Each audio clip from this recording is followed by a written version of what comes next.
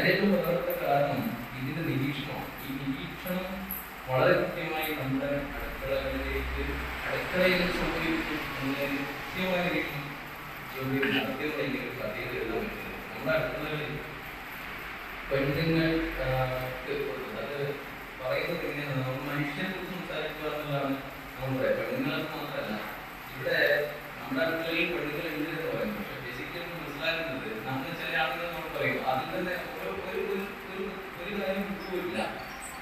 നമ്മുടെ ആണുങ്ങള് അടുക്കളയിൽ കയറി കഴിഞ്ഞാൽ നമ്മൾ ഇന്ന് ആണുങ്ങൾ പണിയെടുക്കും, ഇന്ന് ആമ്പിള്ളേർ പണിയെടുക്കും എന്നൊക്കെയുള്ള രീതിയിലുള്ള സംഭാഷണങ്ങൾ സിനിമയിൽ വരുന്നുണ്ട്. അത് കൃത്യമായി നമുക്ക് മനസ്സിലാക്കും. നമ്മുടെ അടുക്കളയിൽ വേണ്ടി പാത്രം കഴിച്ചാൽ നമ്മളത് വലിയ കാര്യം ചെയ്യുന്ന പോലെ നമുക്ക് ഓടുന്ന ഒരവസ്ഥ നമുക്ക് ഇപ്പോഴും ഉണ്ട്. ഒരു കുറ്റബോധത്തോടെ അല്ലാതെ ഇതിന്റെ ഓരോ സീനിലും കാണാൻ പറ്റുന്നില്ല.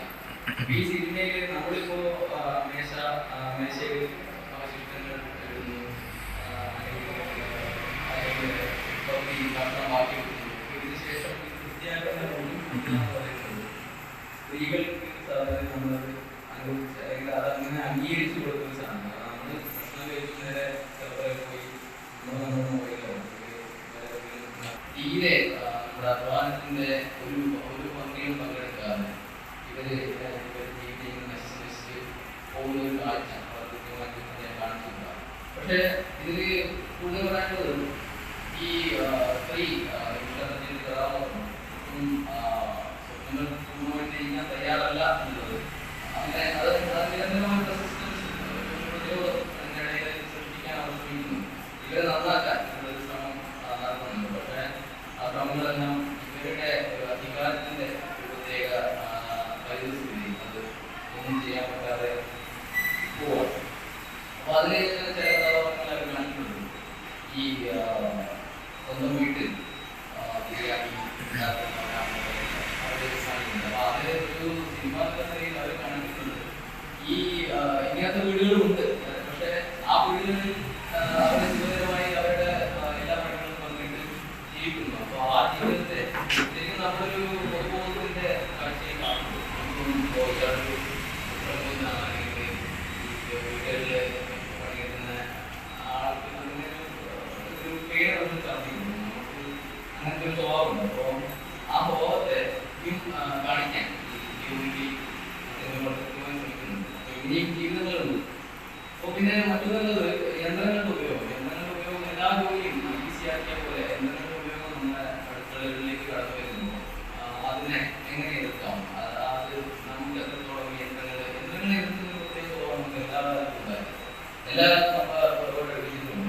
ഇപ്പം നമ്മുടെ കണ്ടിന്റെ പരിഹാരം മറ്റ് പല കാരണങ്ങളായിട്ട് പിന്നിലുണ്ടെങ്കിൽ ഇത് ഉണ്ടാക്കുന്ന ഒരു ജീവിതത്തിന്റെ ജീവിതത്തിന്റെ ഒരു സുന്ദരമായ അവസ്ഥ നമുക്ക് മനസ്സിലാക്കാൻ പലപ്പോഴും പറ്റാറില്ല. അപ്പോൾ നമ്മൾ ഈ യന്ത്രങ്ങളെ അപ്പോൾ ഇന്ന് നമ്മുടെ കേരളത്തിലെ പുരോഗമന പ്രസ്ഥാനത്തിന്റെ ഭാഗമായി നമ്മൾ ഇന്ന് പൊതു പ്രവർത്തനത്തിലേക്ക് ഒരുപാട് സ്ത്രീകളെ കൊണ്ടുവരാൻ കഴിയുന്നുണ്ട്. അപ്പോൾ അത്തരം വലിയ ചുവടുവെപ്പ് ഉണ്ടാകുമ്പോൾ ഇത്തരം സിനിമകൾ അതിന്റെ ആ സ്പീഡിനെ കുറച്ചുകൂടി കൂട്ടും എന്നാണ് ഇതിനെ ഒരു പോസിറ്റീവായിട്ടുള്ള ഒരു നിഗമനം പറയാനുള്ളത്. കാരണം ഈ ഇത്തരം സിനിമകൾ കൂടുതൽ കൂടുതൽ വരുന്നത് നമ്മുടെ ഈ ഇതിൽ അകപ്പെട്ടു പോയ ഒരുപാട് അടിച്ചമർത്തപ്പെട്ട വിഭാഗങ്ങൾ, അത് സ്ത്രീകളാവട്ടെ അല്ലെങ്കിൽ മതവിഭാഗങ്ങളാകട്ടെ ദളിത് വിഭാഗങ്ങളാകട്ടെ, അങ്ങനെ സിനിമയിൽ ഒരു പുതിയ ധാര വരുമ്പോൾ നമ്മൾ ഇത്രയും കാലം അടിച്ചും പിടിച്ചും ഒക്കെ നായകന്റെ വലിയ നായകന്റെ വിദഗ്ധം അത് ആഘോഷമാക്കുന്ന ഒരു അവസരത്തിൽ നിന്ന് മാറി യാഥാർത്ഥ്യബോധത്തിലേക്ക് നമ്മൾ സിനിമകളെ തിരിച്ചു കൊണ്ടുവരാനുള്ള ശ്രമത്തിന്റെ ഏറ്റവും അവസാനത്തെ ഒരു കണ്ണിയായി ഈ സിനിമ മാറുകയാണ്. അപ്പോൾ അതുകൊണ്ട് തന്നെ ഏറ്റവും പ്രധാനപ്പെട്ടതാണ് ഇത് നല്ല രീതിയിൽ ചർച്ച ചെയ്യപ്പെടുന്നു. സിനിമ ചർച്ച ചെയ്യാൻ ഇവിടെ സ്ത്രീകൾ അനുഭവിക്കുന്ന വിഷയങ്ങൾ പുരുഷ മേധാവിത്വത്തിന്റെയും അന്ധവിശ്വാസത്തിന്റെയും അതുപോലെ തന്നെ സ്ത്രീകൾക്കെതിരെയുള്ള അടിമത്വത്തിന്റെയും കഥയാണ് യഥാർത്ഥത്തിൽ ഈ സിനിമ പറയുന്നത്. അതിനെതിരെയുള്ള ഒരു വലിയ ഉയർത്തെഴുന്നേൽപ്പ്, അതിനെതിരെയുള്ള ഒരു വലിയ മുന്നേറ്റം ഇവിടെ കാഴ്ചവെക്കാൻ വേണ്ടി സാധിച്ചു എന്നുള്ളതാണ്. ഇപ്പൊ നമുക്കറിയാം, സ്ത്രീകൾക്കെതിരെയുള്ള കടന്നാക്രമണങ്ങളെ സ്ത്രീകൾക്ക് തന്നെ എതിർക്കാൻ കഴിയുന്ന നിലയിലേക്ക് അവർക്ക് സ്വന്തം കാലം നിൽക്കാൻ കഴിയുന്ന നിലയിലേക്കുള്ള ഒരുപാട് കാര്യങ്ങൾ ഇപ്പോൾ നമ്മുടെ മുന്നിൽ. അത് ഏറ്റവും പ്രധാനപ്പെട്ട ഒരു മേഖലയാണ് മാധ്യമ മേഖല എന്ന് പറയുന്നത്. സ്ത്രീകൾക്കെതിരെയുള്ള കടന്നാക്രമണങ്ങളെ സ്ത്രീകൾക്ക് തുറന്നു പറയാൻ കഴിയാത്ത ഒരു അവസ്ഥ ഉണ്ടായിരുന്നു. പക്ഷെ ഇന്ന് അത് മാറിയിരിക്കുന്നു. അവർക്ക് അവരുടെ സ്വന്തം കാലിൽ നിന്നുകൊണ്ട് ഈ സാമൂഹ്യ മാധ്യമങ്ങൾ ഉപയോഗിച്ചുകൊണ്ട് ഒട്ടേറെ കാര്യങ്ങൾ ചെയ്യാൻ വേണ്ടി സാധിക്കുന്നു. ഇപ്പൊ സാമ്പ്രദായികമായ മാധ്യമങ്ങളുടെ ചട്ടക്കൂടുകള്, അതുപോലെ തന്നെ അവരുടെ ആചാരങ്ങൾ, ഇതെല്ലാം അടിച്ച് തകർത്ത് ഇവരുടെ അഭിപ്രായങ്ങൾ പറയാൻ കഴിയുന്ന നിലയിലേക്ക് സ്ത്രീകളുടെ സാമൂഹ്യ അവബോധം മാറിയിരിക്കുന്നു എന്നത് ഏറ്റവും പ്രധാനപ്പെട്ട ഒരു കാര്യമാണ്. ഈ സിനിമയെ മൊത്തത്തിലെടുത്ത് നമ്മൾ പരിശോധിക്കുമ്പോൾ ഇതിനെല്ലാം എതിർത്ത് പരാജയപ്പെടുത്താൻ ഞങ്ങൾക്ക് സാധിക്കും എന്ന് വിളംബരം ചെയ്യുന്ന തീരുമാനമാണ് ആ സ്ത്രീ എടുത്തിട്ടുള്ളത്. ഇപ്പൊ ഇതില് നമുക്ക് പറയാൻ കഴിയും, അസ്വാതന്ത്ര്യം അനുഭവിക്കുന്ന ഒരു കിളി തന്റെ സ്വന്തം ചിറക് കൊണ്ട് കൂട് അടിച്ചു പൊട്ടിച്ച് സ്വാതന്ത്ര്യത്തിന്റെ നീലാകാശത്തിലേക്ക് പറന്നുയരുന്ന ഒരു കഥയുണ്ട്. ആ നിലയിൽ ഈ അടിമത്വം അനുഭവിക്കുന്ന ഇവിടെ നിന്ന് ഇതിനെല്ലാം അടിച്ചുടച്ച് ഞാൻ എന്റെ സ്വന്തം കാലിൽ നിൽക്കാൻ തയ്യാറാണ് എന്ന് അതിശക്തമായ നിലയിൽ ഈ സമൂഹത്തിൽ കാണിച്ചു കൊടുക്കുന്ന ഏറ്റവും നല്ല ഒരു സിനിമയാണ്. മനോഹരമായ ഒരു സിനിമ കാണാൻ കഴിഞ്ഞു. വർത്തമാന കാലത്തിന്റെ മുന്നിൽ ചോദ്യം ചിഹ്നമായി നിൽക്കുന്ന സ്ത്രീത്വത്തിനെതിരായിട്ടുള്ള കടന്നാക്രമണത്തിനെതിരെയുള്ള ഒരു വലിയ വെല്ലുവിളിയായി സിനിമ നമുക്ക് കാണാൻ വേണ്ടി സാധിക്കും. ഏറ്റവും മനോഹരമായി ഇത് അവതരിപ്പിക്കാൻ വേണ്ടി കഴിഞ്ഞിട്ടുണ്ട്. സന്തോഷത്തോടു കൂടിയാണ് ഈ സിനിമ കണ്ടത്. വളരെ ആശ്വാസകരമായി, സ്ത്രീകളെ സംബന്ധിച്ചിടത്തോളം, പൊതുസമൂഹത്തെ സംബന്ധിച്ചിടത്തോളം ഏറ്റവും ആശ്വാസകരമായിട്ടൊരു കാര്യമാണ്. കാരണം ഇതിൽ പുരുഷ മേധാവിത്വത്തിന്റെ ഒരുപാട് കാര്യങ്ങൾ നമുക്ക് കാണാൻ വേണ്ടി കഴിയുന്നു. എല്ലാം ഞങ്ങൾക്ക് ചെയ്തു തരേണ്ടത് നിങ്ങളാണ് എന്ന് പഠിപ്പിക്കുകയാണ്. ഇപ്പൊ ഒരു ചെരുപ്പിട്ട് പോകാൻ പോലും ഒരു പുരുഷന് സാധിക്കും. അത് എടുത്തു കൊടുക്കാൻ ആളുകൾ വേണം, പക്ഷെ അവരെ പഠിപ്പിക്കാനും കഴിയും ഈ സിനിമ നമ്മളെ കാണിച്ചു തരുന്നു. അതുപോലെ തന്നെ ആർത്തവമുള്ള ഒരു സ്ത്രീയെ കാണാൻ വേണ്ടി പാടില്ല എന്ന് പറയുമ്പോൾ ഒരു ചെറിയ കുട്ടി വന്ന് അവർക്ക് കൊടുക്കലും വാങ്ങലും നടക്കുമ്പോൾ ഒരു പ്രശ്നവും സംഭവിക്കുകയില്ല എന്ന് നമ്മളെ പഠിപ്പിക്കുന്നു. ആ നിലയിൽ ഒട്ടേറെ കാര്യങ്ങൾ നമ്മളെ പഠിപ്പിക്കുന്ന, ഈ സമൂഹം പഠിക്കേണ്ടുന്ന ഒരു സിനിമയാണ് ഇത് എന്ന കാര്യത്തിൽ യാതൊരു സംശയവുമില്ല. രഞ്ജിത്ത് അതുമായി ബന്ധപ്പെട്ട ഒരുപാട് കാര്യങ്ങൾ പറഞ്ഞു. ഇനിയും കുറെ ആളുകളോട് സംസാരിക്കാനുണ്ട്. എന്നെ സംബന്ധിച്ചിടത്തോളം വ്യക്തിപരമായി എനിക്ക് വളരെ ഇഷ്ടപ്പെട്ട ഒരു സിനിമയാണ്. വളരെ സന്തോഷം തോന്നുകയാണ്. എത്ര ആളുകൾ കൂടുന്നു എന്നുള്ളതല്ല, എന്ത് നടത്തുന്നു എന്നുള്ളതാണ് പരിപാടിയുടെ താല്പര്യം എന്ന് വിശ്വസിക്കുന്ന ഒരാളാണ്. അതുകൊണ്ട് തന്നെ ഈ കൂടിയിരിപ്പ് തന്നെ വളരെ പ്രധാനമാണ്. ജോലി ആവശ്യം ഇത്തരത്തിലുള്ള ഒരു സിനിമ പ്രദർശനവും അതിന്റെ സംവാദവും ഒരുക്കിയതിൽ വളരെ സന്തോഷം തോന്നുകയാണ്. നമ്മുടെ രഞ്ജിത്ത് സിനിമ വളരെ കൃത്യമായി അതിൻ്റെ ആദ്യമധ്യാന്തം എന്ന് പറയുന്ന രീതിയിൽ എന്തായിരുന്നു ആ സിനിമ എന്നതിനെ കുറിച്ച് പരാമർശിച്ചു പോയിട്ടുണ്ട്. സിനിമ എന്നത് ദൃശ്യങ്ങൾ കൊണ്ട് വിസ്മയം തീർക്കുന്ന ഒരു മാധ്യമമാണ്. ഈ സിനിമ നമ്മൾ കഥ പറയുന്നത് സംഭാഷണത്തിലൂടെയല്ല എന്നുള്ളതാണ് ഈ സിനിമയുടെ ഏറ്റവും മനോഹരമായിട്ടുള്ള ഒരു കാര്യം. ഓരോ ദൃശ്യവും നമ്മുടെ മനസ്സിലേക്ക് ആഴ്ന്നിറങ്ങുന്ന ചിന്തകളെ ഉദ്ദീപിപ്പിക്കുന്ന തരത്തിലാണ് ഇതിന്റെ സംവിധായകൻ പ്ലാൻ ചെയ്തിട്ടുള്ളത് എന്നുള്ളതാണ് ഇതിന്റെ ഒരു മനോഹാരിത എന്ന് പറയുന്നത്. നമ്മുടെ ഈ തറവാടിനെ കുറിച്ച് പറയുന്നത് നമ്മൾ അങ്ങനെയൊന്നും ശീലിച്ചിട്ടില്ല. ആ തറവാടിന്റെ തലമുറകളെ കാണിക്കുന്നത്, ആ തലമുറ ബ്ലാക്ക് ആൻഡ് വൈറ്റ് പടത്തിലൂടെയാണ് നമ്മൾ കാണുന്നത്. ആ ബ്ലാക്ക് ആൻഡ് വൈറ്റ് പടം ഇങ്ങനെ പല സമയത്തായി കാണിച്ച് പിന്നെ ഈ ഫോട്ടോഗ്രാഫിയിൽ വന്നിരുന്ന മാറ്റങ്ങൾ അത് തിരിച്ചറിഞ്ഞാണ് എന്ന നിലയിൽ അതിനെ കുറിച്ച് പറയാൻ പറ്റുന്നില്ല. പിന്നെ അതിനുശേഷം ഈ ബ്ലാക്ക് ആൻഡ് വൈറ്റ് ഫോട്ടോന് കളറിലെത്തി കളർ ഫോട്ടോ ആക്കുന്ന ആ ഒരു പടവും നമ്മൾ ഈ സിനിമയിൽ കാണിക്കുന്നത്. അതിനുശേഷം ആ തലമുറയിലെ അവസാനത്തെ കണ്ണിയായിട്ടുള്ള വർത്തമാനകാലത്ത് ജീവിക്കുന്ന നമ്മുടെ തലമുറയിലെ ആളുകളുടെ ഒരു കളർ ഫോട്ടോ, അതാണ് സ്വരാജും നിമിഷയും. അത്രയും വിശദമായി നമ്മുടെ മുന്നിലേക്ക് തലമുറയെ കാണിച്ചതുകൊണ്ടാണ് ഈ തലമുറകൾ മുഴുവൻ കടന്നു പോയിട്ടും തറവാട്ടിലുള്ള സ്ത്രീയുടെ അടിമത്വം എന്ന് പറയുന്നത്, അല്ലെങ്കിൽ വീട്ടകത്തിന്റെ ഉള്ളിലുള്ള സ്ത്രീയുടെ അടിമത്വം എന്ന് പറയുന്നത് വളരെ കൃത്യമായി തുടരുന്നു എന്നുള്ളതാണ് ഈ സിനിമ നമ്മളോട് പറഞ്ഞു കൊടുക്കുന്നത്. അത്രയും കണിശമായിട്ട് ആ സിനിമയെ നമ്മുടെ മനസ്സിലേക്ക് എത്തിക്കുന്നതിന് വേണ്ടി സംവിധായകൻ കഴിഞ്ഞിട്ടുണ്ട്. പിന്നെ ആർത്തവത്തിന്റെ കാര്യം പറഞ്ഞു, നമ്മുടെ പുതിയ തലമുറ എന്ന് പറയുന്നത് നമ്മുടെ ദാസൻ ഞാൻ അടക്കം അടങ്ങുന്ന ഒരു തലമുറയ്ക്ക് ചിലപ്പോൾ ഈ ആർത്തവത്തിന്റെ അകറ്റി നിർത്തുന്ന പഴയ കാലത്തെ കുറിച്ചുള്ള ഒരു ബോധ്യമുണ്ടാവും. പക്ഷെ പുതിയ തലമുറക്ക് ഉണ്ടാവില്ല. അങ്ങനെയുള്ള ഒരു കാലഘട്ടം ഉണ്ടായിരുന്നു എന്നത് സത്യമാണ്. അതിൽ നിന്നൊക്കെ കുറച്ചൊക്കെ നമ്മളൊക്കെ മാറാൻ വേണ്ടി കഴിഞ്ഞിട്ടുണ്ടെങ്കിലും പക്ഷെ ഇന്നും ആർത്തവമായി എന്നതുകൊണ്ട് മാത്രം വീട്ടിൽ വിളക്കെത്തിക്കാത്ത ആളുകളാണ് നമ്മുടെ സ്ത്രീകൾ എന്നുള്ളതാണ്. ഇത്ര പുരോഗമനം പറയുന്ന ആളുകളായാലും ആർത്തവമായി എന്നതുകൊണ്ട് വീട്ടിലെ വിളക്ക് എത്തിക്കാൻ നമുക്ക് മടിയും അല്ലെ? സത്യല്ലേ? അതാണ് നമ്മുടെ കാഴ്ചപ്പാട്. നമ്മുടെ പോരാട്ടം നടന്നത് നമ്മളോട് തന്നെയാണ്. ശാസ്ത്രം ഇത്രമാത്രം പുരോഗമിച്ചിട്ടും ഇത്തരത്തിലുള്ള പോരാട്ടങ്ങൾ സ്ത്രീപക്ഷത്തു നിന്നും ഉണ്ടാകുന്നില്ല എന്നത് വളരെ അതിശയകരമാണ്. എനിക്ക് തോന്നുന്നത് മൈത്രേയനൊക്കെ പറയുന്ന നമ്മുടെ കുടുംബ ബന്ധങ്ങളെ കുറിച്ചുള്ള മൈത്രേയനൊക്കെ കാഴ്ചപ്പാട് ഈ ഒരു സിനിമ കാണുമ്പോൾ ശരിയാണ് എന്ന് തോന്നുന്നവരാണ്. കുടുംബം എന്ന് പറയുന്നത് പിരിച്ചുവിടേണ്ടതാണ് എന്നാണ് മൈത്രേയന്റെ അഭിപ്രായം. ആ അഭിപ്രായത്തോട് ചിലപ്പോ യോജിച്ചു പോകും. നമ്മൾ ഈ സിനിമ കാണുമ്പോൾ സ്ത്രീ അടുക്കളയിൽ അല്ലെങ്കിൽ കുടുംബത്തിൽ അനുഭവിക്കുന്ന പീഡനങ്ങൾ കാണുമ്പോൾ കുടുംബം എന്ന് പറയുന്നത് പിരിച്ചുവിടേണ്ടതും സ്വതന്ത്രമായി നമ്മുടെ ഈ മറ്റുള്ള ജീവജാലങ്ങളിലൊക്കെ അങ്ങനെയാണല്ലോ. മറ്റുള്ള ജീവജാലങ്ങളൊക്കെയും എന്താണ് നമ്മൾ ഈ ലൈംഗികത എന്ന് പറയുന്നത് അവരുടെ പ്രത്യുൽപാദനപരമാണ്. അവരുടെ വർഗത്തെ നിലനിർത്തുന്നതിനും വംശത്തെ നിലനിർത്തുന്നതിനും വേണ്ടിയുള്ളത് മാത്രമാണ്. നമുക്ക് മാത്രം മനുഷ്യർ എന്ന് പറയുന്ന ഒരു വിഭാഗത്തിന് മാത്രമാണ് ലൈംഗികത എന്ന് പറയുന്നത് നമ്മുടെ ആസ്വാദനത്തിലുള്ളതും കുടുംബത്തെ ഉണ്ടാക്കുന്നതും അത് കെട്ടുപാടുകൾക്കുള്ളിൽ ഒതുക്കി നിർത്തേണ്ടതാണ് എന്നുള്ള ചിന്ത മനുഷ്യന്റെ ഭാഗത്ത് മാത്രമാണത്. അതിനെ ഖണ്ഡിക്കുന്ന രീതിയിലാണ് നമ്മുടെ മൈത്രേയനൊക്കെ പലപ്പോഴും സംവാദങ്ങൾ ഏർപ്പെട്ടിട്ടുള്ളത്. മൈത്രേയന്റെ അഭിപ്രായത്തിൽ പല കാര്യങ്ങളിൽ നമുക്ക് യോജിപ്പാൻ തോന്നിയില്ല. പക്ഷേ ഈ സിനിമ കാണുമ്പോൾ അത്തരത്തിലൊരു യോജിപ്പിലേക്ക് നമ്മൾ എത്തിപ്പോകുന്നു എന്നുള്ളതാണ് എനിക്ക് തോന്നിയിട്ടുള്ളത്. അതുപോലെ തന്നെ പറയാനൊക്കെ ഉണ്ട്. ഇങ്ങനെ നേതൃത്വത്തിൽ പോവുക എന്ന് പറയുന്നത് അത്ര ശരിയായ കാര്യമില്ലാന്ന് തോന്നുന്നത്.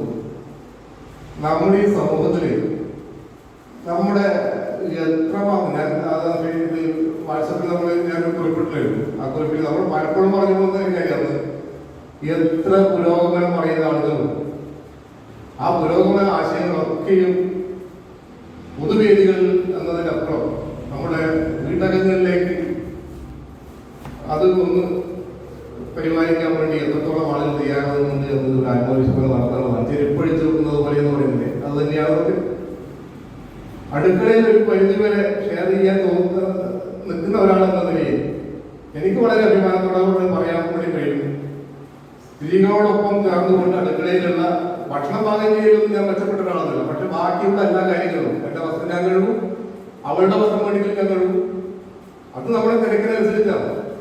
നമ്മുടെ ജീവിതത്തിലാണ് നമ്മുടെ നിത്യ തിരക്കിനനുസരിച്ച് ആരോഗ്യപരമായ പ്രശ്നങ്ങൾ ഉണ്ടാകുമ്പോൾ ഇതൊക്കെ സഹായിക്കുന്ന ഒരാൾ എന്ന നിലയിൽ എനിക്ക് സിനിമ കാണുമ്പോൾ അതൊരു എന്റെ ഭാഗം ഒരുപാട് ഞാൻ എനിക്ക് ശരിയെന്ന് പറയുന്നതിലേക്കും എന്റെ ഭാഗം ഒരുപാട് സന്തോഷിക്കുന്ന രീതിയിലേക്കും ഞാൻ ഇത് ചെയ്യുന്നു എന്നുള്ളതാണ് സത്യം.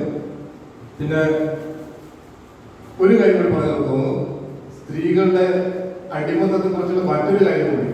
സർക്കാർ ഉദ്യോഗസ്ഥരായുള്ള ഭാര്യയും ഭർത്താവും ശമ്പളം പറ്റുന്ന ദിവസം കൃത്യമായി ഭാര്യയുടെ ശമ്പളം വാങ്ങി സ്വന്തം അക്കൗണ്ടിലിട്ട് ബസ്സിന്റെ പൈസ കൊടുക്കും നടക്കുന്ന ഒരുപാട് യോഗ്യന്മാരും നമ്മുടെ നാട്ടിലുണ്ട്. ഇതിന്റെ തിരിച്ചറിവ് നമുക്ക് ഉണ്ടാകേണ്ടതുണ്ടെന്ന് എനിക്ക് പറയാനുള്ളത്. ഏതായാലും ഇത്തരത്തിലുള്ള സിനിമകളുടെ ഒരു ചർച്ചയും കാര്യങ്ങളൊക്കെ വെച്ചാൽ ജൂലിയാസിന്റെ പ്രവർത്തകരെ അഭിനന്ദിക്കുകയാണ്. ഇത്തരം ചർച്ചകൾ നമുക്ക് തുടരേണ്ടതുണ്ട്. മറ്റു ആളുകൾ ഉണ്ടാകുന്നു എന്നുള്ളതെല്ലാം വിഷയം. നമ്മൾ കൂടുന്ന ആളുകളുടെ എണ്ണത്തിലല്ല, നടക്കുന്ന പരിപാടിയുടെ ഗൗരവത്തിലാണ് വിഷയം കാണേണ്ടത്. അപ്പൊ ആ രീതിയിലേക്ക് തലമുറകളെ നമുക്ക് എത്തിക്കാനുള്ള ഒരു ശ്രമം നമ്മൾ ഇതിന്റെ ഭാഗമായി ഉണ്ടാകേണ്ടത് മാത്രം പറഞ്ഞുകൊണ്ട് ഈ അവസരം കിട്ടിയ നന്ദി രേഖപ്പെടുത്തിക്കൊണ്ട് തന്നെ തയ്യാറായിക്കൊണ്ട് നാട്ടിൽ വളരെ മതി.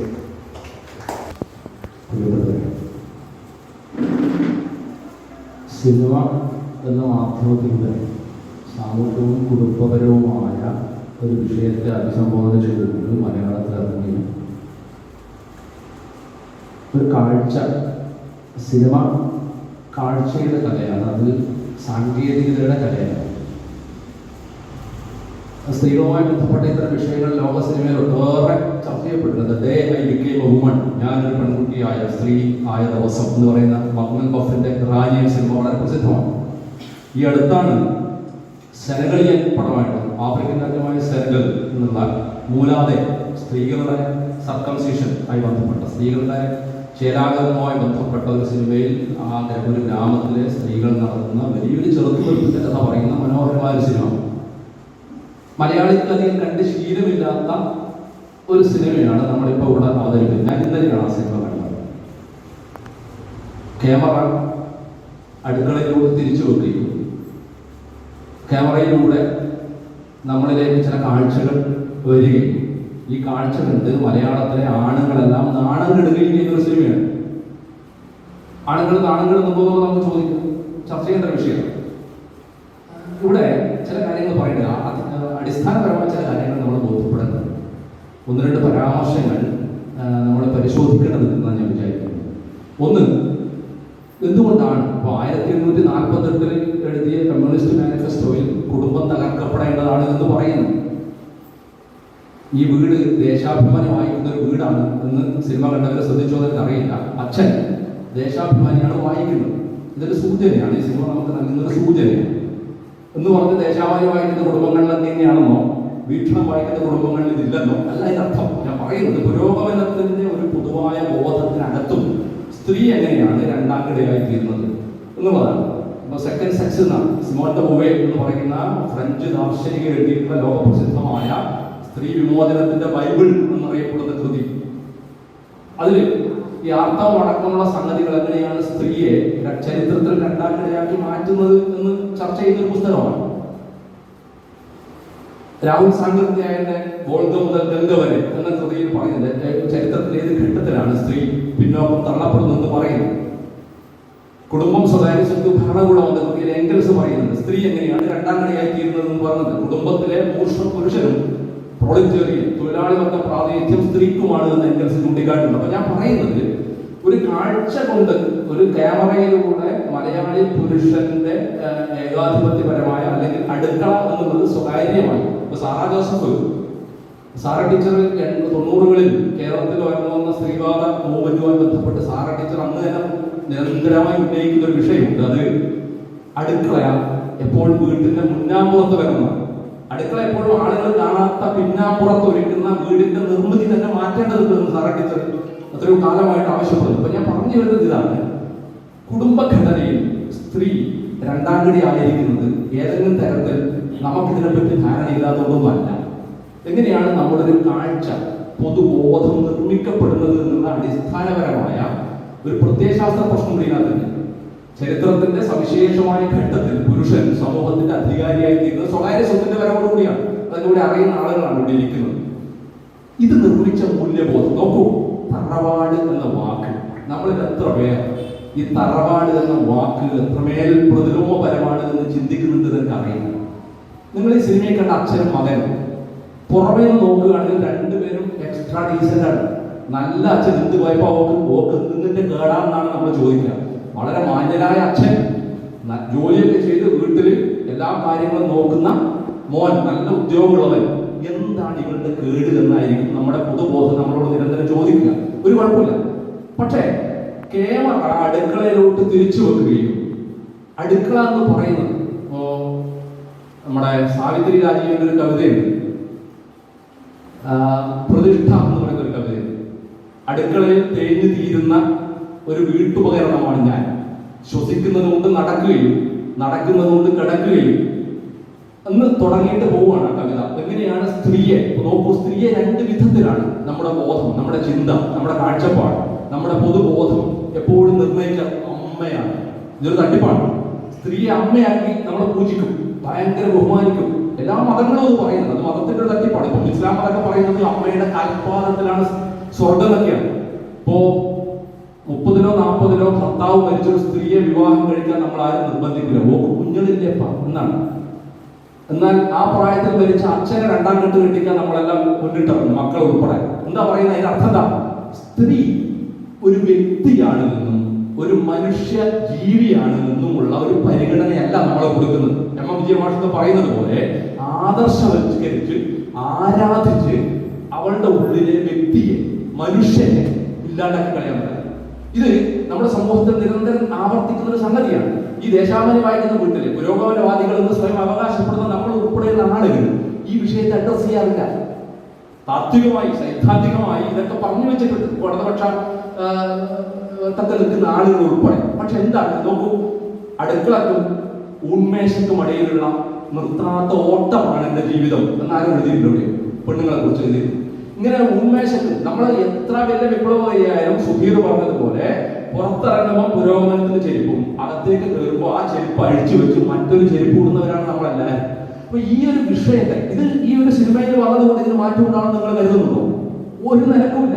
ഒരു പുരുഷനും അതിനെ മാറ്റാൻ പോകുന്നില്ല. അതുകൊണ്ടാണ് അടിസ്ഥാനപരമായി സാമ്പത്തിക ഘടന ഉൽപ്പാദിപ്പിക്കുന്ന ആശയപരമായ മൂല്യബോധം നമ്മളെ ഏതൊക്കെ വിധത്തിൽ സ്ത്രീ വിരുദ്ധമായ ആലോചന നമ്മുടെ ഉള്ളിൽ ഉൽപ്പാദിപ്പിക്കുന്നു എന്നുള്ള ഒരു ആശയത്തെ മനസ്സിലാക്കുന്നവർക്ക് അത് മനസ്സിലാവും. പാട്രിയാർക്കി എന്നാണ് നമ്മൾ പറയാം, ആണധികാര ബോധം, ആൺമൂല്യബോധം. അവിടെ ആരാണ്? നമ്മുടെ സിനിമകളിൽ ഈ പറയുന്ന ഇപ്പൊ ഈ സിനിമ കണ്ടിട്ട് വലിയ തോതിൽ നമുക്കൊക്കെ എന്തോ പ്രശ്നങ്ങൾ ഉണ്ടായി എന്ന് പറയുന്ന ആളുകൾ തന്നെയാണ്. നിന്റെ കയ്യിൽ ഒരു പുരുഷന്റെ മേലെയും ഇനി ഉയരരുത് എന്ന് സിനിമയിൽ മമ്മൂട്ടി ഡയലോഗ് പറയുമ്പോൾ കൈയടിച്ചവരാണ് നമ്മൾ കൈയടിച്ചവരാണ്, നമ്മളെയും നമ്മൾ കൈയടിക്കും. അപ്പൊ ഇത്തരം കച്ചവട സിനിമകളിലൂടെ നിരന്തരം പുനരുൽപാദിപ്പിക്കുന്ന സ്ത്രീ വിരുദ്ധത. മടിക്കുത്തിൽ കയറി പിടിക്കുമ്പോൾ ഏതെങ്കിലും പുരുഷൻ അഴിക്കേണ്ട മടിക്കുത്താണ് നിന്റേത് എന്ന് പറയുമ്പോൾ വിജൃംഭിതരാവുന്ന മലയാളി പ്രേക്ഷകരാണ് നമ്മൾ. അപ്പൊ നിരന്തരമായിട്ട് ഇത്തരം സ്ത്രീ വിരുദ്ധതയെ ആഘോഷിക്കുന്ന നമ്മൾ തന്നെ ഇങ്ങനൊരു സിനിമ കാണുന്നതോടുകൂടി ഇതിലെല്ലാം മാറ്റം വരുത്താൻ കെൽപ്പുള്ളവരായി തീരുമെന്ന് നമ്മൾ ആരും പ്രതീക്ഷിക്കണം. പക്ഷെ അതിനുള്ളൊരു ശ്രമം, ഇപ്പൊ സിനിമ എന്ന് പറയുന്ന ഒരു കലാരൂപം എന്നുള്ള അർത്ഥത്തിൽ മികച്ചൊരു സിനിമയാണെന്നുള്ള അഭിപ്രായമുള്ള ആളല്ല ഞാൻ അത്യാവശ്യം സിനിമ കാണുന്ന ഒരാളാണ്. ക്യാമറയുടെ ആംഗിൾ, നിങ്ങൾ എങ്ങനെയാണ് ഈ ക്യാമറ വെച്ച് ഈ കാഴ്ച പ്രേക്ഷകനെ കാണിക്കുന്നത് എന്നുള്ളത് വെച്ച് നോക്കുകയാണെങ്കിൽ അടുക്കള എന്ന് പറയുന്ന നമ്മളാരും വേണ്ടത്ര ശ്രദ്ധിക്കാത്തൊരു ലോകത്തെ അത് ഭംഗിയായി ആവിഷ്കരിക്കുന്നുണ്ട്. അതിനപ്പുറത്തോട്ട് ദൃശ്യപരമായ സൗന്ദര്യം ഈ ഒരു കല എന്നുള്ള അർത്ഥത്തിൽ ഈ സിനിമ രൂപത്തിൽ ഉണ്ടോ എന്ന് ചോദിച്ചാൽ ഇല്ല എന്ന് പറയുന്ന ഒരു സിനിമ പ്രേക്ഷകനാണ് ഞാൻ പറഞ്ഞു വരുന്നത്. ഇതിന് മറ്റൊരു പ്രധാനപ്പെട്ട വിഷയം കൂടി കേട്ടോ. അതൊന്ന് ഞാൻ നേരത്തെ പറഞ്ഞ തറവാടിത്തം, സാമ്പത്തിക അധികാരം, ജാതിപരമായ അധികാരം, അങ്ങനെയുള്ള ഒരുപാട് അധികാര ബന്ധങ്ങൾ സമൂഹത്തിൽ മനുഷ്യർക്കിടയിൽ നിലനിൽക്കുന്നു. ഈ നിലനിൽക്കുന്ന അധികാര ബന്ധങ്ങളെ എങ്ങനെയാണ് ജനാധിപത്യവൽക്കരിക്കുക എന്നുള്ളതാണ് ഏറ്റവും പ്രധാനമായി ഒരു സമൂഹത്തെ ആധുനിക ജീവിതാവബോധത്തിലേക്ക് ഒരു സമൂഹത്തെ പരിവർത്തിക്കാനുള്ള ഇടപെടലിന്റെ ഏറ്റവും പ്രാഥമികമായ ഒരു കാര്യം എന്ന് പറയുന്നത് ജനാധിപത്യവൽക്കരണം. എന്താ ജനാധിപത്യവൽക്കരണം? നമുക്കിടയിൽ ഇപ്പോൾ ഭാര്യാഭർത്തൃ ബന്ധം, കുട്ടികൾക്കും രക്ഷിതാക്കൾക്കും തമ്മിലുള്ള ബന്ധം, സമ്പന്നനും ദരിദ്രനും തമ്മിലുള്ള ബന്ധം, സവർണനും കീഴാളനും തമ്മിലുള്ള ബന്ധം, ഈ ബന്ധങ്ങൾ പല വിധത്തിൽ സമൂഹത്തിൽ നിലനിൽക്കുന്നു. നീ വെറും പെണ്ണാണ്, നീ വെറും പൊലയനാണ്, അല്ലെങ്കിൽ നീ കറുത്തവനാണ് എന്നൊക്കെ പറയുന്നതിലൂടെ എപ്പോഴും ഈ അധികാര മൂല്യങ്ങൾ ആധിപത്യം പുലർത്തിക്കൊണ്ടേയിരിക്കുന്നു. നമ്മൾ പുരോഗമനപരമാണെന്ന് വാചകടിക്കുമ്പോഴും നമ്മൾ വലിയ വായിൽ പുരോഗമനവാദികളാണെന്ന് അവകാശപ്പെടുമ്പോഴും ഈ അധികാര ബന്ധങ്ങളെ ജനാധിപത്യവൽക്കരിക്കാനുള്ള യാതൊരു ഇടപെടലും ഉണ്ടാവുന്നില്ല. വീട്ടിനകത്ത് പെണ്ണഭിപ്രായം പറയുമ്പോൾ ഇപ്പൊ നിങ്ങൾ നോക്കൂ, നമ്മുടെ എത്ര ആള്, ഞാനൊക്കെ നിരന്തരം കലഹിക്കുന്ന ഒരു വിഷയമാണ് പെണ്ണുങ്ങളുടെ പല രോഗങ്ങളിലെ. ഇപ്പൊ പെണ്ണുങ്ങൾക്ക് എന്താ കാര്യം? പണ്ട് അമ്മയിലായിരുന്നു, ഇപ്പൊ മിക്സിയാണ്.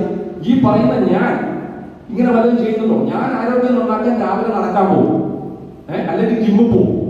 പക്ഷെ പെണ്ണ് ആരോഗ്യം നന്നാക്കാൻ അമ്മയിൽ തന്നെ അരക്കണം. അതിന്റെ രുചി എന്തൊരു രുചിയാണ് എന്നാണ്.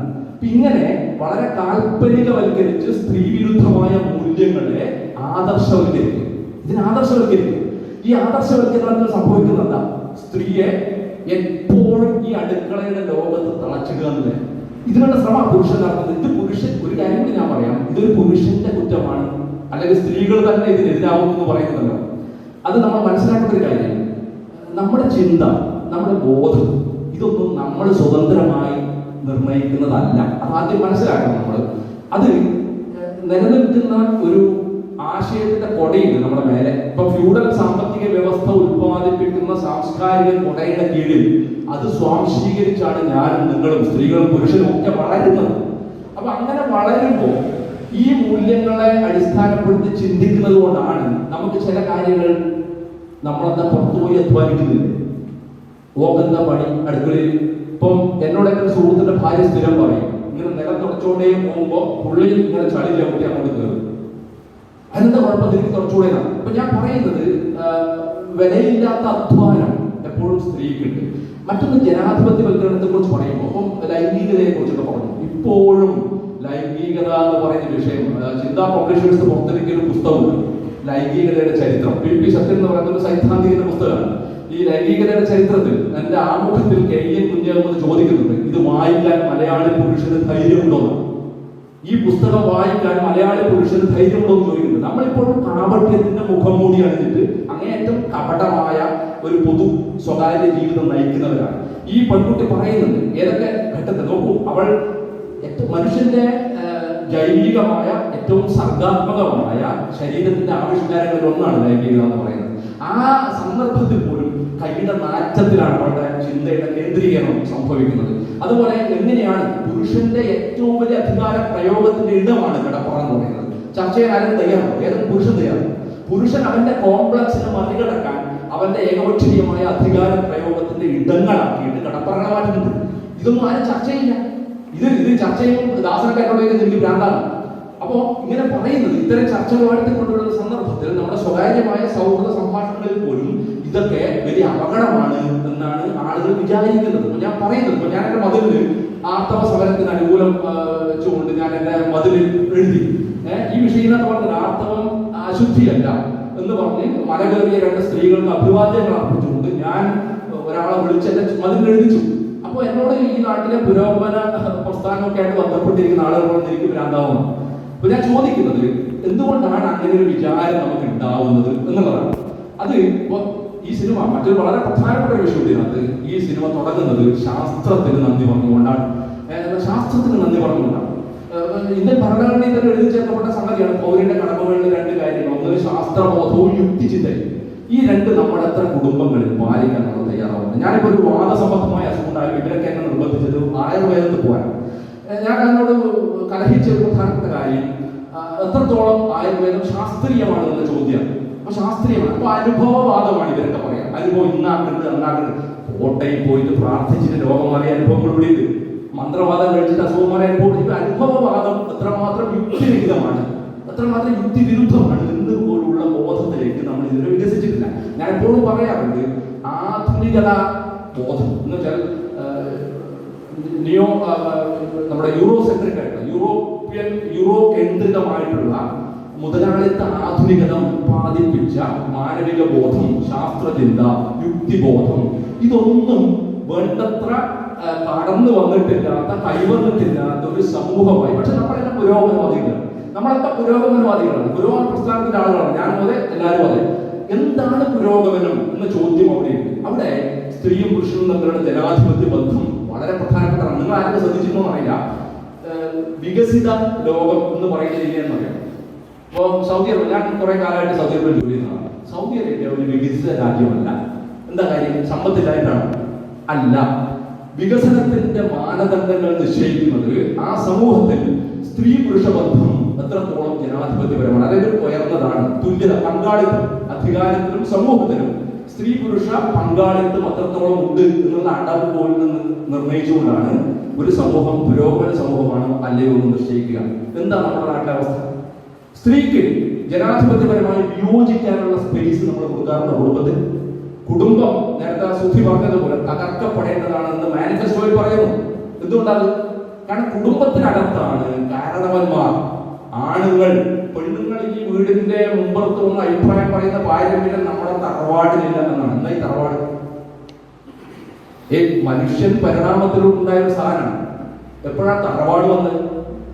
നമ്മളിതൊന്നും പുരോഗമനപരമായ യുക്തിപരമായ ഒരു കാഴ്ചപ്പാടിലൂടെ നമ്മൾ ഇത്തരം വാക്കുകളെ, പ്രയോഗങ്ങളെ, കുടുംബത്തിനകത്ത് അതെങ്ങനെയാണ് അധികാരപരമായി നമ്മുടെ ജനാധിപത്യ ബന്ധങ്ങളെ ഹരിക്കുന്നത് എന്ന് ആലോചിക്കാനുള്ള ബോധമില്ലാതെ നാം എല്ലാം എപ്പോഴും ഇതിന്റെ ആളുകളായി മാറുന്നത്. അപ്പൊ ആണധികാരം നമ്മുടെ കുടുംബത്തെയും സമൂഹത്തെയും ഏതൊക്കെ വിധത്തിലാണ് വലിയ തോതിൽ ജനാധിപത്യ വിരുദ്ധമായി ആക്രമിക്കുന്നത് ഇത് കാണിച്ചു തരുന്ന, അടുക്കളയിലേക്ക് തിരിച്ചു വെച്ച ഒരു ക്യാമറയിലൂടെ ഞാൻ നേരത്തെ പറഞ്ഞതുപോലെ അടുക്കളക്കും തീന്മേശക്കും ഇടയിലുള്ള ഒരു നെട്ടോട്ടമാണ് പെണ്ണിന്റെ ജീവിതം എന്ന് കാണിച്ചു തരുന്ന, അടുക്കളയിൽ തേഞ്ഞു തീരുന്ന ഒരു വീട്ടുപകരണമാണ് ഞാൻ എന്ന് സാവിത്രി രാജീവൻ എഴുതിയതുപോലെ ഉള്ളൊരു ജീവിതമാണ് നമ്മുടെ കൺമുന്നിൽ നമ്മുടെ വീടുകളിൽ നടക്കുന്നതിൽ നിന്ന് നമ്മളൊരു ഷോർട്ട് ട്രീറ്റ്മെന്റിന്റെ സ്വഭാവത്തിൽ കാണിച്ചു തരുന്ന ഒരു സിനിമ നമുക്ക് പ്രമേയപരമായി ഒരു മികച്ച സിനിമയാണിത് എന്ന് പറയാം.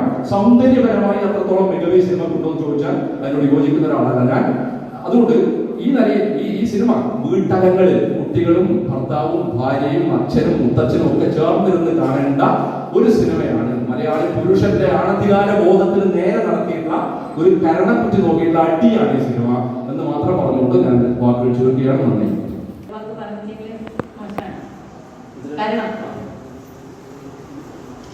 നേരത്തെ ജയന്ദ്രൻ പറഞ്ഞെടുത്ത് ഞാൻ തുടങ്ങുകയാണ്.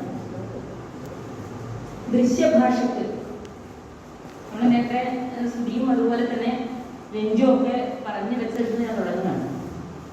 അടുക്കള ഒരു പ്രമേയമാക്കിക്കൊണ്ട് മലയാളത്തിൽ വന്നിരിക്കുന്ന ഒരു നല്ല സിനിമ തന്നെയാണ്. ക്യാമറ തികച്ചും അടുക്കളയിൽ മാത്രമാണ് കറങ്ങുന്നത്. കേന്ദ്രൻ മിക്കവാറും പറഞ്ഞു വെച്ചിട്ടുണ്ട്. നമ്മുടെ ജനാധിപത്യം എന്ന് പറയുന്നത് അടുക്കളയിൽ നിന്ന് തുടങ്ങണം എന്ന് നമ്മളോട് ഊന്നി ഊന്നി പറയുന്ന ഒരു സിനിമയാണ്. എന്താണ് ജനാധിപത്യം? നമ്മുടെ രണ്ട് സ്ഥലങ്ങളിലാണ് ഏറ്റവും ജനാധിപത്യപരമായി ഇടപെടേണ്ട രണ്ട് സ്ഥലങ്ങൾ. ആ രണ്ട് സ്ഥലങ്ങളിലും ജനാധിപത്യപരമായ ഇടപെടലുകൾ കാണാതിരിക്കുന്ന ഒരു സിനിമ.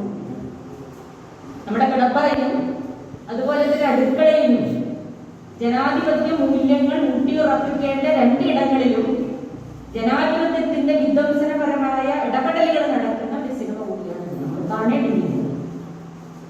എങ്ങനെയാണ് ഒരു പുരുഷ മേധാവിത്വം, സ്ത്രീകൾക്ക് നേരെ ഉള്ള ആക്രമണങ്ങൾ, എങ്ങനെയാണ് ആഗോള വ്യവസ്ഥയിൽ അല്ലെങ്കിൽ നമ്മുടെ ഈ സമൂഹം ഒരു സ്ത്രീയെ നോക്കിക്കാണുന്നത്, ഒരു സ്ത്രീ എന്നും ഒരു ചരക്ക് മാത്രമായി കാണുന്ന ഒരു സമൂഹത്തിൽ അവൾ അനുഭവിക്കുന്ന പ്രശ്നങ്ങൾക്ക് ഒരു വിലയും കൽപ്പിക്കാതെ എന്നും ഞാനാണ് കേമൻ എന്ന് കാണിക്കുന്ന ആ പുരുഷ മേധാവിത്വത്തിന് നേരെയുള്ള ഒരു അടിയായിട്ട് തന്നെയാണ് ഈ സിനിമ കാണേണ്ടത്. അവള് നേരത്തെ ആ ഒരു സിനിമയില് 365 ദിവസവും അവൾ ചെയ്യുന്ന ജോലിയാണ്. അത് ലാഗിങ് എന്ന രീതിയിലാണത് കാണുന്നത്. പക്ഷെ ആ ലാഗിങ്ങായിട്ട് നമ്മുടെ മനസ്സിലേക്ക് വരുമ്പോൾ നമ്മൾ ചിന്തിക്കേണ്ട ഒരു കാര്യമുണ്ട്. രാവിലെ മുതൽ തുടങ്ങിയ ജോലി രാത്രി കടപ്പറയിലേക്ക് പോകുമ്പോഴും അവൾക്കുണ്ടാകുന്ന പ്രശ്നങ്ങളൊക്കെ ഒരു പുരുഷ മേധാവിത്വത്തിന് എത്രത്തോളം അവളെ അടിച്ചമർത്താൻ പറ്റുന്നുവെന്ന് ഈ സിനിമ വളരെ കൃത്യമായി അടയാളപ്പെടുത്തിയിട്ടുണ്ട് എന്നുള്ളത് നമുക്കറിയുമ്പോൾ ഞാൻ അതിൽ വളരെ വൈകിപ്പോയി. ഞാൻ ഈ സിനിമ കണ്ട് ഇതിന് 2 വാക്ക് പറയണമെന്നുള്ളത് കൊണ്ട് തന്നെയാണ് എഴുതിയിരുന്നത്. ഇന്നലെ കേരള ശാസ്ത്ര സാഹിത്യ പരിഷത്തിന്റെ ജെൻഡർ വിഷയ സമിതി ഈ വിഷയം ചർച്ച ചെയ്തിരുന്നു. നമ്മുടെ ഇന്നത്തെ ഈ പുതിയ ഭരണകൂടം ത്രിതല പഞ്ചായത്തുകളുടെ തെരഞ്ഞെടുപ്പ് നടന്ന് പുതിയ അധികാരമേറ്റിരിക്കുന്ന പുതിയ ഭരണസാരഥികൾക്ക് വനിതകൾക്ക് ആദരവർപ്പിച്ചുകൊണ്ടുള്ള ഒരു ജെൻഡർ വിഷയ സമിതിയുടെ അനുമോദന യോഗമായിരുന്നു. അവിടെ ഡോക്ടർ അമൃത പറഞ്ഞ ഒരു കാര്യമുണ്ട്. നമ്മുടെ 54 നമ്മുടെ 33.13% സംവരണം എന്ന് വേണമെന്ന് പറയുകയും അത് എത്രത്തോളം നമുക്ക് പാലിക്കപ്പെടാൻ കഴിയുകയും ചെയ്തിട്ടുണ്ട് എന്നൊരു പരിശോധന നമ്മൾ നടത്തേണ്ടത്. നമ്മളെ കേരളത്തിനെ പറ്റി നമ്മുടെ കേരളവുമായി ബന്ധപ്പെട്ട് ചർച്ച ചെയ്യുമ്പോൾ കഴിഞ്ഞ വർഷം നമുക്ക് 52% സംവരണത്തിൽ എത്താൻ കഴിഞ്ഞു. ഈ വർഷം ആകുമ്പോഴേക്കും 54% എന്ന് പറഞ്ഞാൽ 627 വനിതാ പ്രതിനിധികൾ ഇന്ന് കേരളത്തിലുണ്ട് എന്നുള്ള വളരെ അഭിമാനാർഹമായ ഒരു കാര്യം. പക്ഷെ എന്നിരുന്നാലും ഈ ഒരു സിനിമയിലൂടെ പോകുമ്പോൾ അല്ലെ നമ്മുടെ സമൂഹത്തിന്റെ ഒരു പരിച്ഛേദം എന്ന് പറഞ്ഞതുപോലെ തന്നെ നമ്മുടെ എത്രയൊക്കെ പുരോഗമനപരമായ ആശയങ്ങൾ ഉണ്ടായാൽ പോലും സ്ത്രീ എന്ന് പറയുന്നത് അടുക്കള എന്താ പറയാ എരോട് മുരുകേണ്ട പറഞ്ഞൊരു കവിതയുണ്ട് അല്ലെ, അമ്മയാണ്, സ്ത്രീയാണ്, ഭാര്യയാണ്, പെങ്ങളാണ്, എങ്കിൽ പോലും ഞാൻ ആരാണ്? ഞാൻ സ്ത്രീയാണ്, വെറും ഒരു സ്ത്രീയാണ് അല്ലേ എന്ന് പറഞ്ഞിട്ടുണ്ട്. ഏകദേശം എനിക്ക് തോന്നുന്നു എല്ലാവരും കലാകാരന്മാരുടെ പോയവരാണ്, കണ്ടിട്ടുണ്ട്. 1980കളിൽ അല്ലെ 90കളുടെ അവസാനത്തോടു കൂടി ഒരുപാട് പ്രക്ഷോഭങ്ങളിലൂടെ അല്ലെ സമരങ്ങളിലൂടെ അല്ലെങ്കിൽ ദൃശ്യങ്ങളിലൂടെ ഒക്കെ സംഗീത ശില്പങ്ങളിലൂടെ ഒക്കെ ഈ വിഷയം ചർച്ച ചെയ്തിരുന്നു. പക്ഷെ ഇത്രത്തോളം പുരുഷന്മാരുടെ ഇടയിലേക്ക് കടന്നു ചെല്ലാൻ പറ്റിയ ഒരു സിനിമ എന്ന രീതിയിൽ നമുക്ക് ഇതിനെ കാണേണ്ടത്. ഞാൻ സ്ത്രീയെ പറയുമ്പോഴും അതുപോലെ കന്യാഭൂമി പറയുമ്പോഴും ഒക്കെ ഈ വിഷയമാണ് ചർച്ച ചെയ്തത്. സ്ത്രീ രണ്ടാന്തരക്കാരിയല്ല, അവളും പുരുഷനോടൊപ്പം നിൽക്കേണ്ടവളാണ് എന്ന് പറഞ്ഞു വെക്കുകയും ഇത്രയൊക്കെ വർഷം കഴിഞ്ഞിട്ടും നമ്മള് തുല്യനീതിയും തുല്യ അവകാശവും സ്ത്രീ സമത്വമൊക്കെ നേടിയെടുക്കാൻ നമുക്ക് എത്രത്തോളം കഴിഞ്ഞിട്ടുണ്ട് എന്നൊരു പരിശോധനയ്ക്ക് ഒരു പുനർവിചിന്തനത്തിന് തയ്യാറായ ഒരു സമയം കൂടിയാണ്. അതിനൊരു ആഹ്വാനം എന്ന രീതിയിൽ നമുക്ക് ഈ സിനിമയെ നോക്കി കാണേണ്ടത്. നമ്മൾ എത്രത്തോളം നമ്മുടെ വീട്ടിൽ വിശപ്പുണ്ടെങ്കിൽ തന്നെ നമുക്ക് പറയാൻ പറ്റുന്നത് നമ്മൾ എത്രത്തോളം ഒരു പുരുഷൻ നമ്മുടെ കിടപ്പറയിൽ പോയാലും ശരി, നേരത്തെ ജയന്തൻ പറഞ്ഞതുപോലെ നമുക്ക് എത്രത്തോളം ഒരു സെക്സിനെ പറ്റി തുറന്നു പറയാൻ അവിടെ അതാണ് നിമിഷ പറഞ്ഞപ്പോൾ അവള് ആ പുരുഷ മേധാവിത്വം അവിടെ മറ്റൊരു രീതിയിലാണ് ചിത്രീകരിക്കുന്നത്. നമുക്ക് തുറന്നു പറയാൻ പറ്റാത്തൊരവസ്ഥ. നമ്മളെപ്പോഴും പറയുന്നുണ്ട് ഭൂമിയും പകുതി ആകാശവും പകുതി ഭൂമിയും സ്ത്രീകൾക്കും പുരുഷനും തുല്യമായി അനുവദിച്ചിട്ടുള്ളതാണ്. ഒരു നാണയത്തിന്റെ രണ്ട് വശങ്ങളാണ് സ്ത്രീകളും പുരുഷന്മാരും എന്ന് നമ്മൾ ഘോരഘോരം പറയുമ്പോഴും നമുക്ക് സമൂഹത്തിൽ എത്രത്തോളം സ്ത്രീകൾക്ക് സമത്വവും തുല്യതയും കിട്ടുന്നുണ്ട് എന്ന് നമ്മൾ അന്വേഷിക്കുന്നു. ഈ ഒരു സിനിമ നമ്മുടെ പുരുഷ സുഹൃത്തുക്കൾക്ക് ഒരുപാട് ചിന്തയ്ക്ക് വന്നു നൽകുന്നതാണ്. പുരുഷന്മാർക്ക് മാത്രമേ ഇന്ന് കാണേണ്ട സിനിമയല്ല ഇത്. നേരത്തെ പറഞ്ഞതുപോലെ മുത്തച്ഛനും ഇതിലൊക്കെ നമ്മളൊക്കെ തന്നെയാണുള്ളത്. അതുകൊണ്ട് തന്നെ ഈ കഥാപാത്രങ്ങൾക്കൊന്നും പേരില്ലാത്തത് കൊണ്ട് തന്നെ ഇതിലെ ഓരോ കഥാപാത്രങ്ങളും നമ്മളാണ്. ഭാര്യയായിട്ടും ഭർത്താവായിട്ടും അച്ഛനായും അമ്മയായും ഒക്കെ നമ്മളാണുള്ളത്. ഈ രീതിയിൽ ഈ സിനിമയെ നോക്കിക്കണ്ടുകൊണ്ട് നമ്മുടെ കുടുംബങ്ങളിലേക്ക് ഈ ഒരു എന്താ പറയാ ഈ ഒരു കാര്യം എങ്ങനെയാണ് കുടുംബത്തിലെ ജനാധിപത്യവൽക്കരണം നടത്തുക, അവിടെ ഉണ്ടാകുന്ന അവരുടെ ചിന്തകൾ, സ്ത്രീയുടെ ചിന്ത അല്ലെ അവരുടെ ആദർശങ്ങൾ, അവരുടെ അഭിപ്രായങ്ങൾ തുറന്നു പറയാനുള്ള വേദി എങ്ങനെയാണ് ഒരുക്കി കൊടുക്കുക, സ്ത്രീകൾക്ക് എങ്ങനെയാണ് സമത്വം ഉണ്ടാക്കി കൊടുക്കുക. ഇത് തുടങ്ങേണ്ട ആരംഭിക്കേണ്ടത് നമ്മുടെ കുടുംബങ്ങളിൽ തന്നെയാണ്. ഇതാണ് കുടുംബത്തിലെ ജനാധിപത്യം എന്ന് പറയുന്നത്. ഒരുപാട് ക്ലാസ്സുകൾ നടന്നിട്ടുണ്ട്, ഇതിനു മുമ്പൊക്കെ ഒരുപാട് ക്ലാസ്സുകൾ നടന്നിട്ടുണ്ട് കുടുംബത്തിലെ ജനാധിപത്യം എന്ന വിഷയത്തിനെ കുറിച്ച്. വനിതാ വിജ്ഞാനോത്സവങ്ങളിൽ ഈ വിഷയത്തെ പറ്റി നിരന്തരം ചർച്ചകൾ നടന്നിട്ടുണ്ട്. അവിടെയൊക്കെ വന്ന ചർച്ചകള് അടുക്കള കേന്ദ്രം പറഞ്ഞതുപോലെ അടുക്കളയുടെ സ്ഥാനം മുൻവശങ്ങളിലാണ്. ഇങ്ങനെ മാതൃകാപരമായ വീടുകൾ ഉണ്ടാക്കിയ ആളുകൾ നമ്മുടെ ഇടയിലുണ്ട്. എന്നൊക്കെ തന്നെ അറിയുന്ന ആളുകളുണ്ട്. വീട്ടിന് അടുക്കളക്ക് പിൻപറത്തേക്ക് വാതിലില്ലാത്ത വീടുകളുണ്ട്. മുൻവശത്ത് അടുക്കള വെച്ച വീടുകളുണ്ട്. നമ്മുടെ വേണുവണ്ണ പോലെയുള്ള നമ്മുടെ പള്ളിക്കുന്നിൽ വേണുവണ്ണ പോലെയുള്ള ആളുകൾ പ്രസന്ന വീടിന്റെ വീട്ടിന്റെ മുൻവശത്താണ് അടുക്കള കഴിഞ്ഞിട്ടാണ്. അപ്പൊ ഇങ്ങനെ നമ്മുടെ ഈ സമൂഹത്തില് സ്ത്രീകൾക്ക് സമത്വം വേണമെന്ന് പറയുകയും അത് പ്രാബല്യത്തിൽ കൊണ്ടുവരാൻ നമുക്ക് മടിയുള്ള ഒരു സമൂഹത്തിലാണ് നമ്മളൊക്കെ ജീവിക്കുന്നത്. നമുക്കങ്ങനെ ആയിക്കൂടാ. സ്ത്രീകൾക്ക് തുല്യ പങ്കാളിത്തവും നമ്മുടെ ഭരണഘടന തന്നെ അനുശാസിക്കുന്ന തുല്യനീതിയും ലിംഗനീതിയും സമത്വവും ഒക്കെ ഉറപ്പിക്കേണ്ട ബാധ്യത സമൂഹത്തിനാണ്. അതാണ് നമ്മളോട് വീണ്ടും വീണ്ടും പറയുന്നത്. നോക്കുന്നത് ഇങ്ങനെ ഒരു സിനിമ ചർച്ച ചെയ്യാനുള്ള ഒരു വേദി ജോളി ആർട്സ് ഉണ്ടാക്കി തന്നതിൽ വളരെയധികം സന്തോഷമുണ്ട്. ഞാൻ ആദ്യമായിട്ടാണ് ഈ സിനിമ കാണുന്നത്. ഈ സിനിമ കാണണമെന്നുള്ള ആഗ്രഹം കൊണ്ടാണ് ഇരുന്നത്. വൈകുന്നേരം രാവിലെ മുതലേ മീറ്റിംഗ് ആണ്. അപ്പം വൈകുന്നേരം മീറ്റിംഗ് കഴിഞ്ഞിട്ടാണ് ഞാൻ ഇങ്ങോട്ട് വന്നത്. വീട്ടിലെത്തിയില്ല, രമേശേട്ടൻ വീട്ടിലെത്തിയിട്ടുണ്ട്. അപ്പം അത് ചർച്ച ചെയ്യാൻ കാണാൻ ആഗ്രഹമുണ്ടെന്ന് എന്തോ തിരക്കായതുകൊണ്ടാണ് ഇരിക്കുന്നത്. ഇപ്പോൾ ഞാൻ ഒറ്റക്ക് പോകണം. ഒറ്റക്ക് പോയാൽ വലിയ കുഴപ്പമൊന്നുമില്ല. എങ്കിൽ പോലും ഈ ഒരു ചർച്ചയ്ക്ക് പങ്കെടുക്കണം എന്നുള്ളത് കൊണ്ടാണ് ഇവിടെ നിന്നത്. വളരെ മനോഹരമായ ഒരു സിനിമയാണ്. നമ്മുടെ കുടുംബങ്ങളൊക്കെ ഒന്നിച്ചിരുന്നുകൊണ്ട് ഈ സിനിമ കാണണം. നമ്മുടെ യുവാക്കൾ പ്രത്യേകിച്ചും കാണണം. നമ്മുടെ കുഞ്ഞു മക്കൾ, ആൺകുട്ടികളും പെൺകുട്ടികളും ഈ സിനിമ വളരെ ഭംഗിയായി കണ്ട് നമ്മുടെ സമൂഹത്തിലെ തുല്യത ഉറപ്പുവരുത്താനുള്ള പ്രവർത്തനങ്ങളിൽ ഏർപ്പെടണമെന്ന് മാത്രം പറഞ്ഞുകൊണ്ട് നിർത്തും. ആദ്യമായിട്ടാണ് ഞാൻ ഇവിടെ മുന്നിൽ വന്ന് സംസാരിക്കുന്നത്. പക്ഷെ ഞാൻ സംസാരിക്കണമെന്ന് വിചാരിച്ച് വന്നതല്ല, സംവാദം കേൾക്കാൻ വേണ്ടി വന്നതാണ്. പക്ഷെ എല്ലാവരും സമ്മതിക്കുന്ന കണ്ടപ്പോൾ എനിക്കും കൂടി ഒന്ന് പറയാൻ തോന്നി, അതുകൊണ്ട് വന്നതാണ്. അപ്പോ കാര്യം എന്താണെന്ന് വെച്ചാൽ നമ്മൾ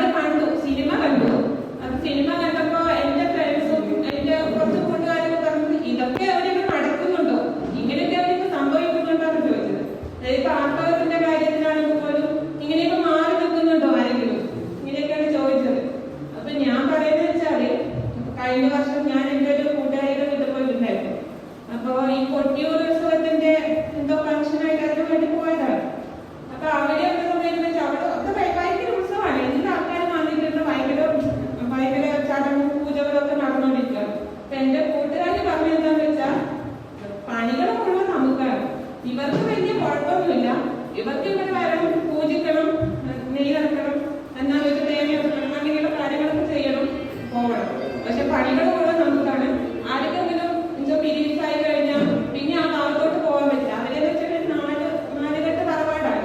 അപ്പൊ വേറെ തന്നെ റൂമുണ്ട്, അവിടെ പോയി നിൽക്കണം, അങ്ങനെയൊക്കെയാണ് അവിടെ. അപ്പൊ എന്ന് വെച്ചാൽ ഈ കാലഘട്ടത്തിലും ഈ ഒരു സമയത്തും ഇതൊക്കെ സംഭവിക്കുന്നുണ്ട്, സംഭവിക്കാതെയൊന്നുമല്ല.